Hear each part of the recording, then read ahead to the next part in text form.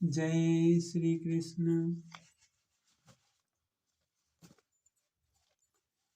कल के श्लोकों में हमने सुना था, जैसे श्री भगवान कृष्ण जी ने बोला,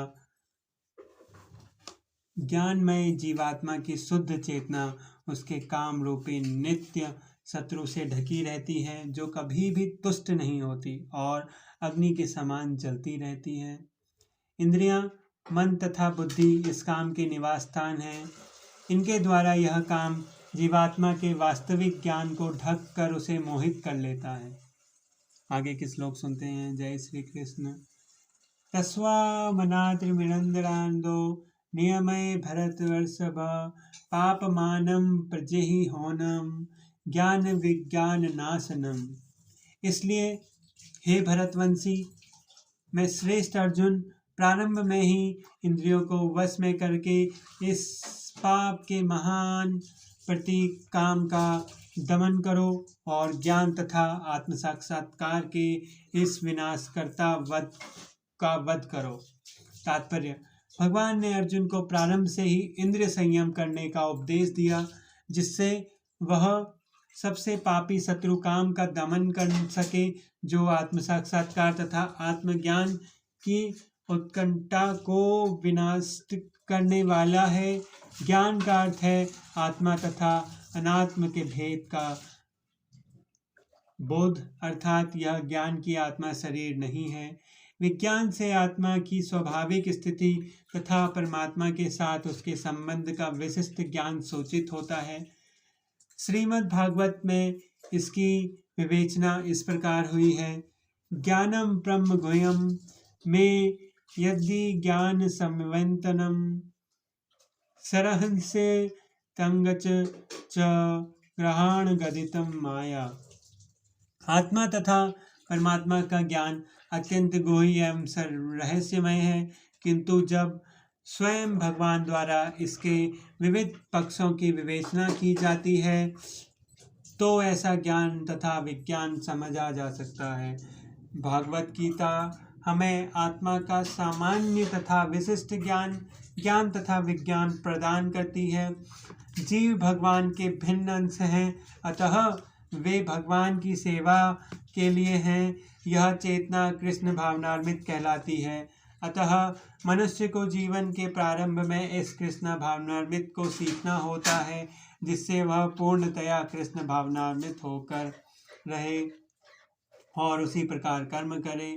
काम ईश्वर प्रेम का विकृत प्रतिबिंब है और प्रत्येक जीव के लिए स्वाभाविक है, किंतु यदि किसी को प्रारंभ से ही कृष्ण भावनार्मित की शिक्षा दी जाए तो प्राकृतिक ईश्वर प्रेम के रूप में विकृत नहीं हो सकता।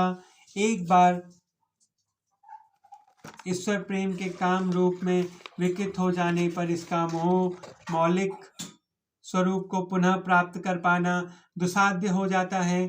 फिर भी कृष्ण भावनार्मित इतना शक्तिशाली होता है कि विलंब से प्रारंभ करने वाला भी भक्ति के विधि विधानों का पालन करके ईश्वर प्रेमी बन सकता है। अतः जीवन को किसी भी अवस्था में या जब भी इसकी अनिवार्यता समझी जाए, मनुष्य कृष्ण भावनार्मित या भगवत भक्ति के द्वारा इंद्रियों को वश में करना प्रारंभ कर सकता है और काम को भगवत प्रेम में बदल सकता है, जो मानव जीवन की पूर्णता की चरम अवस्था होती है।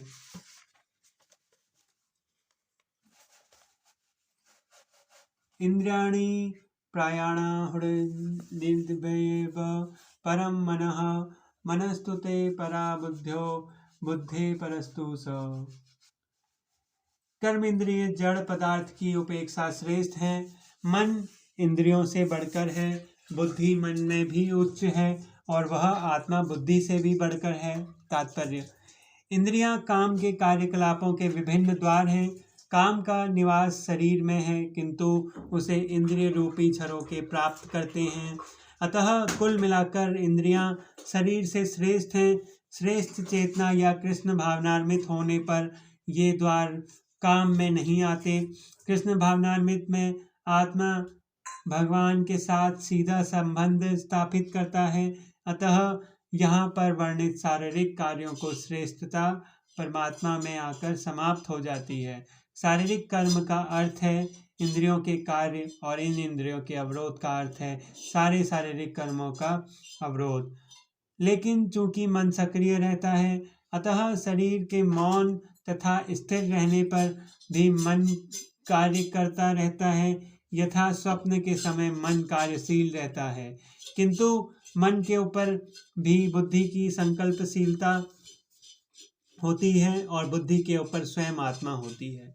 अतः यदि आत्मा प्रत्यक्ष रूप से परमात्मा में रत हो जाए तो अन्य सारे अधीनस्थ यथा बुद्धि, मन तथा इंद्रियां स्वतः रत हो जाएंगे।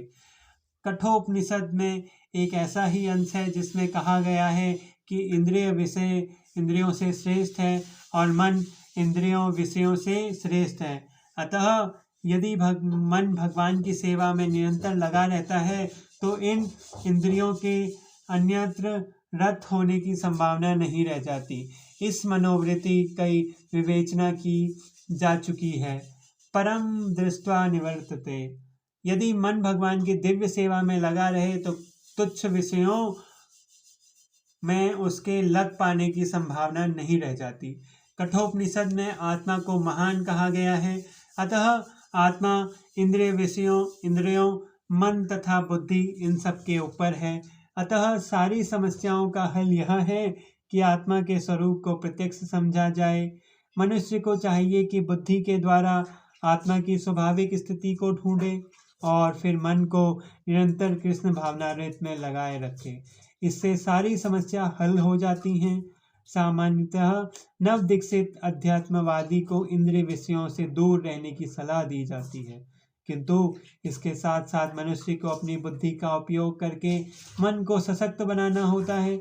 यदि कोई बुद्धिपूर्वक अपने मन को भगवान के शरणागत होकर कृष्ण भावनामृत में लगाता है तो मन स्वतः सशक्त हो जाता है। और यद्यपि इंद्रियां सर्प के समान अत्यंत बलिष्ठ होती हैं, किंतु ऐसा करने पर वे दंतविहीन सांपों के समान अशक्त हो जाएंगी। यद्यपि आत्मा बुद्धि, मन तथा इंद्रियों का भी स्वामी है, तो भी जब तक इसे कृष्ण की संगति द्वारा कृष्ण भावनामृत में सदृढ़ नहीं कर लिया जाता, तब तक यह चलायमान मन के कारण नीचे गिरने की पूरी संभावनाएं